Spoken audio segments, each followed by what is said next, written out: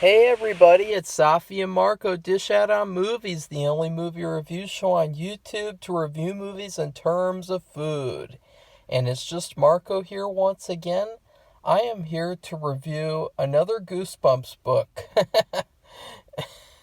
I, you know what sucks? You know what the worst part about this is? Goosebumps book reviews are essentially filler reviews, if you guys don't know. Well, they aren't really filler reviews. It's just that they're quick reviews that I can do when I don't know what else to do. Like, it's better to do a Goosebumps review than to delve into a topic video, which could probably go for like an hour or more. Because I was thinking about doing a video on the length of TV shows nowadays, because it's become quite an issue where every TV show has to be 5 seasons and 10 to 13 episodes each, and that's it. And if you do anything more than that, you're going on too long. You're you're doing too much. Your show's too long. And I just wanted to make a video about that, just explaining all the reasons why that's a bunch of BS. But instead, I just thought I should rather make this video because I like talking about these books, but the sad thing is that I only have like 4 or 5 books left to talk about right now because I haven't been reading Goosebumps books every day for a long time. And so there's all these books that, like, I guess I could read them, but it would be the runtime of a movie basically. And so I guess I'll have to start doing that. Ugh. Ugh.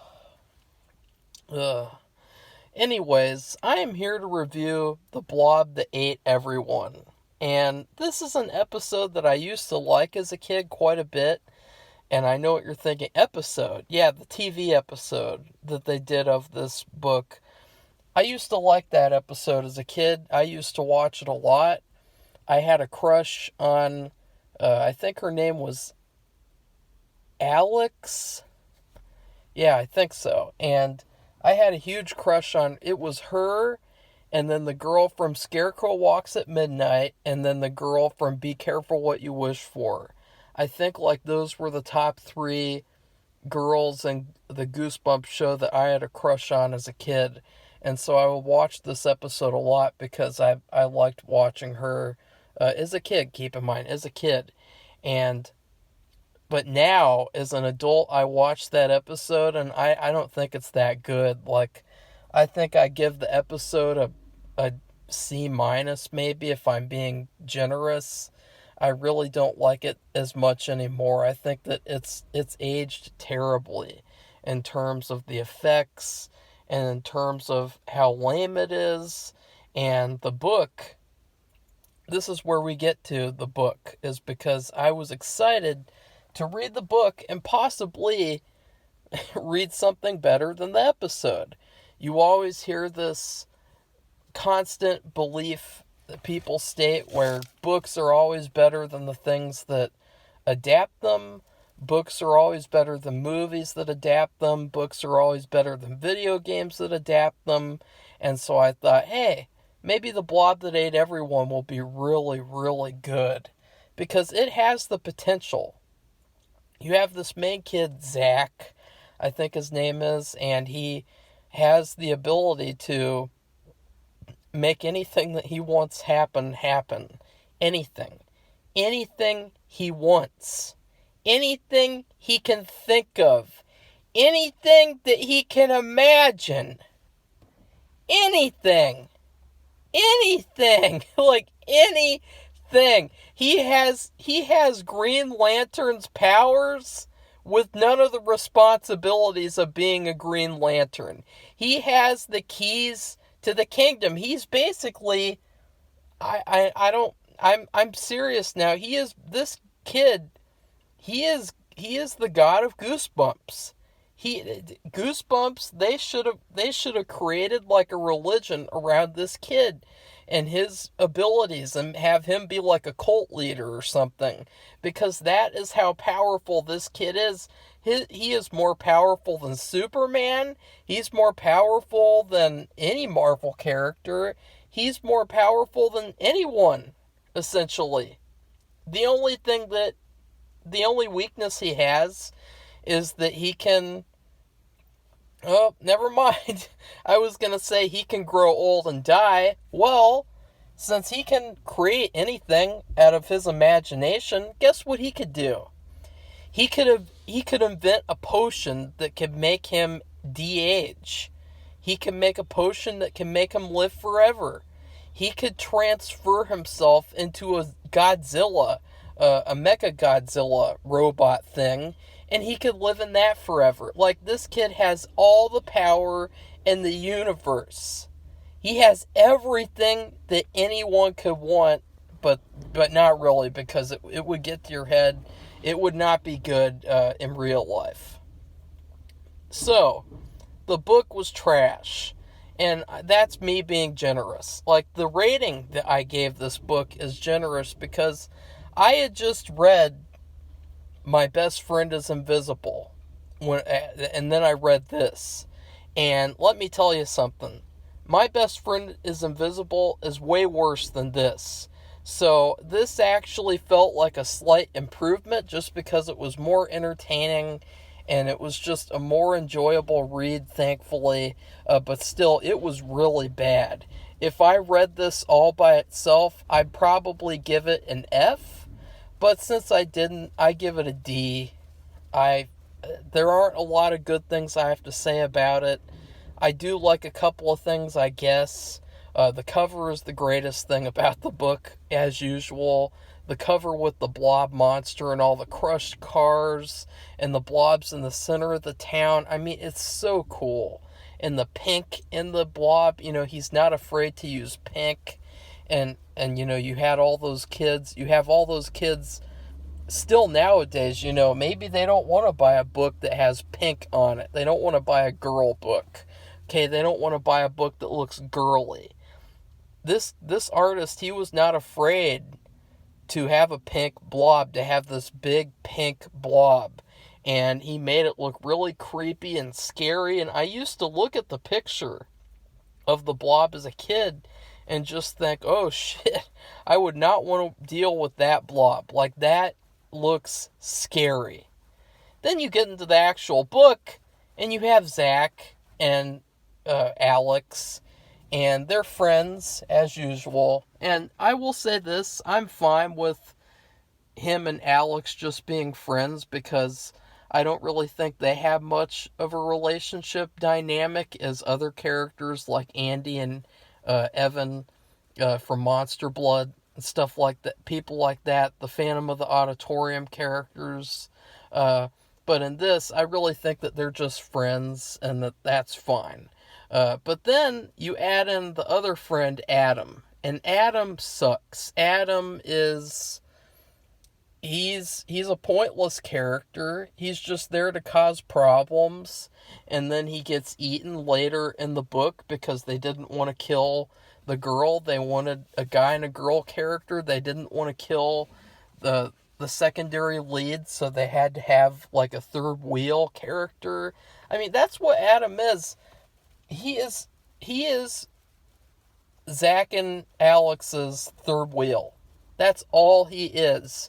He sits there listening to the stories that he reads, that he writes, that Zach writes, and Alex loves them. And it's like this very, nice type of scene. And then you have Adam. And Adam's like, that sucked. It's not scary. It's not scary, Zach. It is not scary. I don't find blob monsters scary. And then he plays these little stupid pranks. You always got to have in these Goosebumps books, you got to have these kiddish pranks where they have like a rubber hand or something like that. Something really goofy and dumb. And that's all that Adam is. Adam is a terrible character.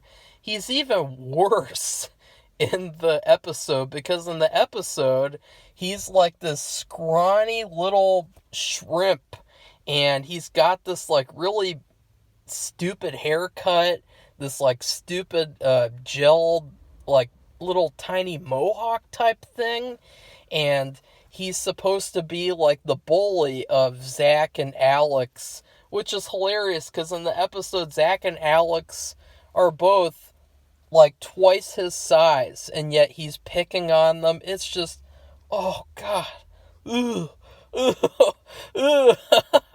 I mean, what a stupid character this Adam kid. He is the worst. He is probably one of the worst characters in Goosebumps history. He's just a complete waste of time. He just takes away from Alex and Zach. In fact, maybe the reason why they don't have a romantic dynamic is because they always got to deal with the third wheel. What was Adam? Sorry, I mean these characters are pretty forgettable, unless you're thinking about like the TV episode where they are more unique. Because that's another thing, the characters in the book, I really didn't like the characters very much compared to the episode, the main two, because essentially they're the only characters, and then everyone else kind of plays second fiddle to them. I mean, you have one, Mrs. Carter, who's a really weird, I guess she's like a ghost or something. She's in like one scene. She's not a good character. You have the Blob itself, which is trash. Trash character, I guess you could call him a character. So basically, this book has trash characters. The story, though, it's a pretty good story because it's about this kid, and he loves writing scary stories, so he's kind of like R.L. Stine Jr., and he finds a typewriter in this old, abandoned, closed shop or whatever, and I guess something bad happened to the shop, and when he touches the typewriter, he gets transferred these blue flame powers. And it gives him the power to type things that will then happen in real life.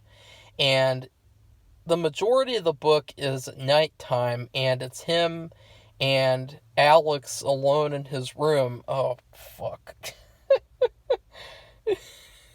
I just... I just realized how that sounds, saying it out loud, and it's like...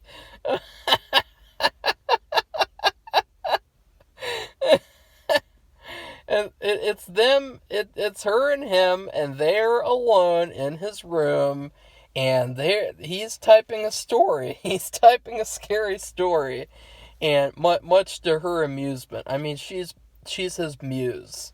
While he sits there and writes, she kind of reads and says, like, yeah, that's cool.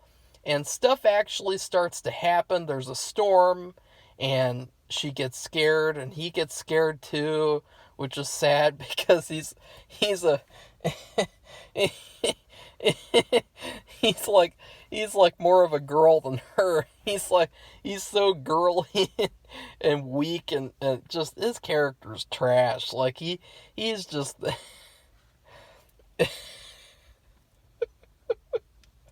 and then there's like a knock at the door and stuff like that, and then they agree to, I think it's like they stop typing. They don't want to use the typewriter because it has powers. Or, no, he plans on maybe using the powers to, like, cheat, I think, on tests. So it's all about this magical typewriter and him using the powers of the typewriter, not to do anything fun, but to, like, write scary stories that will happen in real life. And that is where we get to the first issue, is that this kid is so stupid. He's not only weak and effeminate, but he's also stupid. Because he's writing this story, and he immediately writes something, and it immediately happens, and then he doesn't take a hint. He just continues writing and writing and writing. And his story sucks. I mean, his story is like, 5 sentences? Like, it was very stormy. It was very windy. It was very cold out. There was a knock at the door. Like, that's his entire story. That's what he considers a scary story. And he's not, I mean, when I was a kid, I would write these shitty stories that were like a sentence long because I just didn't know how to write, really. I had to learn how to write myself because I didn't have any good English teachers until like high school. Uh, and so but I never thought my writing was amazing. I would just write stuff and think like, yeah, that's pretty cool, but I wish I could write more. It was frustrating. I was frustrated.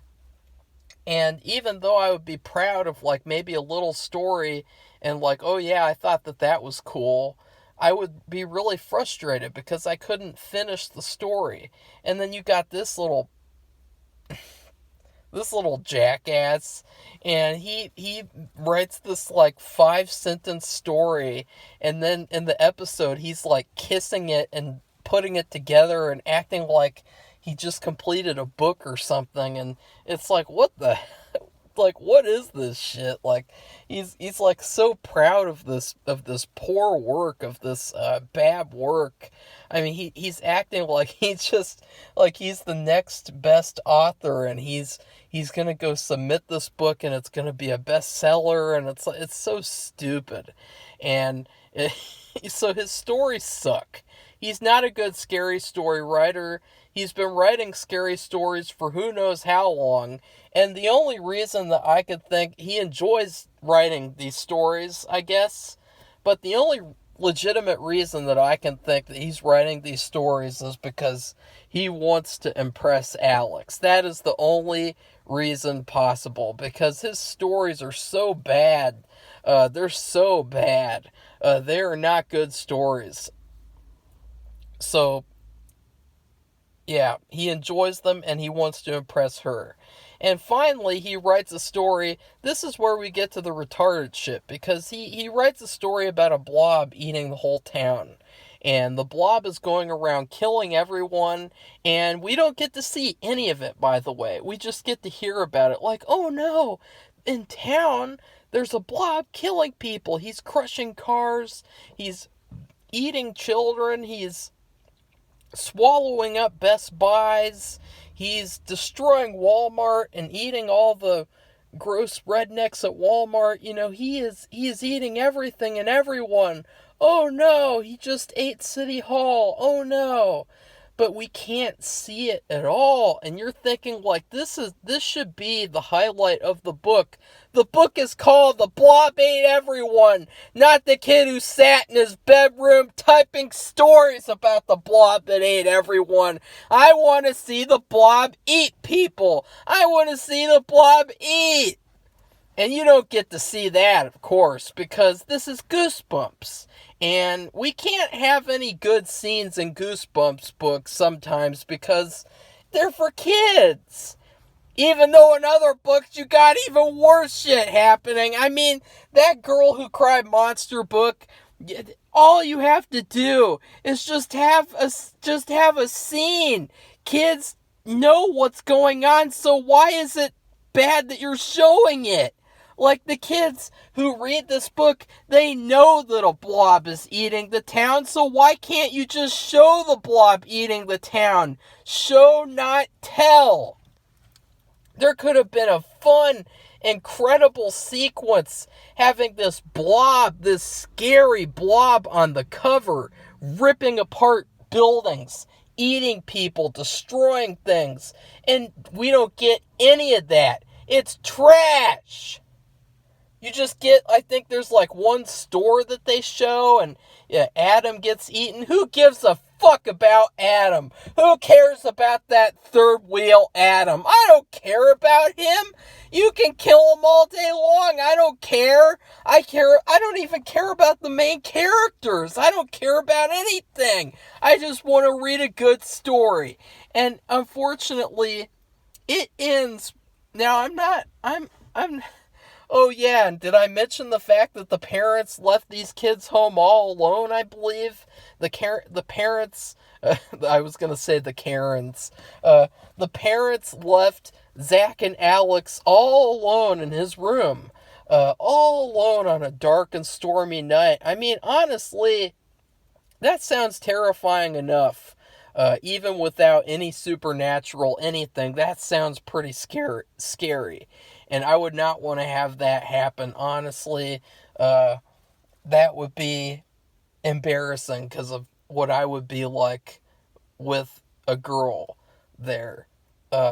As a kid, like, just thinking about how scary that would be is, like, actually scarier than anything else in the book.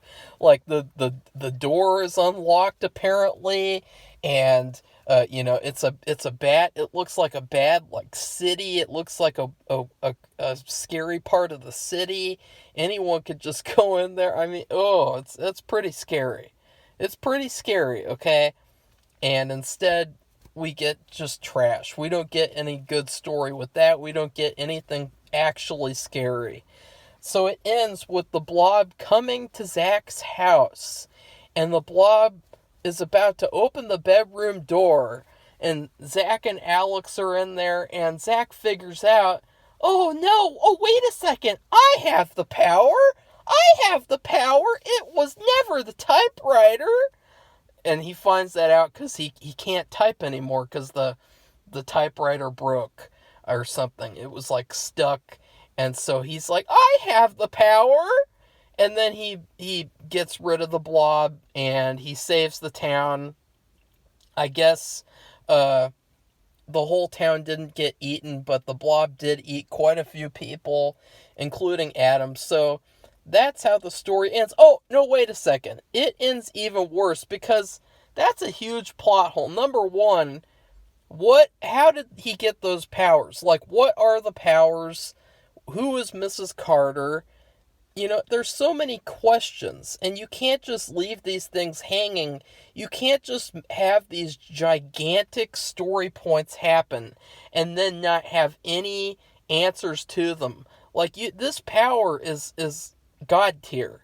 It is God tier power. And there's no explanation at all for what happens next. I guess he's just not going to use the powers anymore. And that is the stupidest thing I've ever heard. Because if I was a kid and I had these powers, I would have already been a Hollywood star by now, okay? You know what I'm saying? Like, I would have already had a mansion. I would have already had a castle. I would have already had, like, a hot wife. I would have already had millions of dollars in the bank. I would have already had, I don't know, like, all world hunger and crime stopped in the whole world. I would have already had everything solved if I had those powers and if I was a kid and I had those powers for years until now. So the fact that they actually want you to believe that you're stupid enough to believe that this kid has these God tier powers and he's never going to use them again, that is stupid. That is just so stupid, it's not even funny. It's not funny. And you know what's even worse? The twist. Oh yeah. That's another problem with these books, is that you have these good stories that are good, quote unquote, because some of them aren't, like this one. I do not like this book at all. I hate it. I really hate it. It is so much worse than the episode, because at least the episode has a couple of things that I will talk about after I finish with this. But you have this complete story, and then after that, you just gotta have a twist. And the twist ruins everything. I mean, we didn't need this twist. Guess what the twist is? It turns out that the Blob is the real person, and the Blob and his Blob friends are actually the ones writing the story. And the Blob, the main Blob, he's just showing his friends his story, and it's a horror story that a Blob wrote about a kid who would get these powers. Ooh, wow, my expectations are subverted. Congratulations. You just completely redid the twist from Welcome to Camp Nightmare, My Best Friend is Invisible. How many times is it gonna be where, like, the main character is the bad guy? And the secondary character, the quote unquote villain, is the real good guy. Like, how many times are you gonna do that? You have these blobs sitting around, and then the blob friend is like, I don't think it was good. I wanted it to end with the blob eating everyone. And so then he changes the story, and the blob eats everyone and kills everyone in town, and that's it.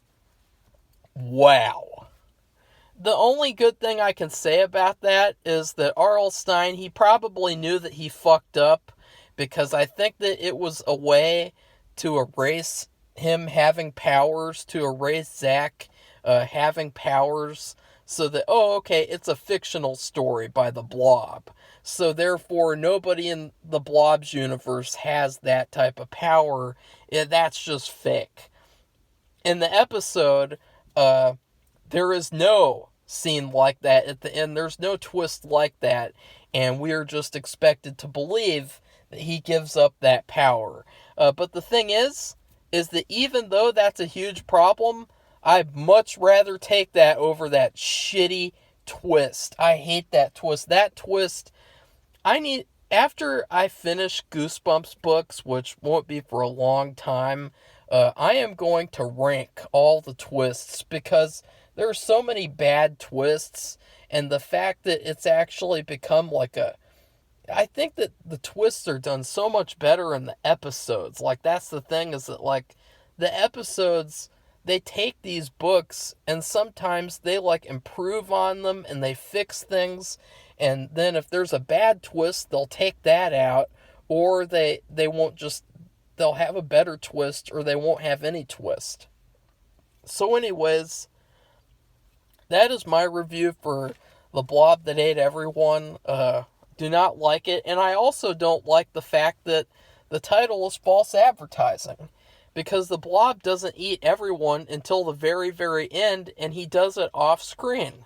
And so I really don't like that either, because if I'm a kid and I'm picking up this book, I want to read a book about a blob eating everyone. I don't want to read a book about a kid and his girlfriend sitting in his bedroom writing quote-unquote scary stories because they're left home alone in the middle of a dark and stormy night. Okay? So please like this video. Comment on this video. Tell me what you thought about The Blob That Ate Everyone, and I'll say this. It was a good idea. I really liked the idea of a kid and his girlfriend, and then I guess the third wheel take him out. The kid and his girlfriend, he finds a magical typewriter. He can make scary stories happen. That's a pretty cool idea. I think that Click is a better story in terms of that. I mean, the Click episode is probably one of my favorite episodes of all time. Much better execution on that story idea. However, I do think that there was a good story idea there. I think that there was something good there, and it's sad that it was executed badly. And I know that some other people like it, and that's fine. You know, everyone has a different opinion. We don't all have to agree on everything. And then please subscribe to this channel if you'd like to see more Goosebumps book reviews. Goodbye, everybody. See you soon.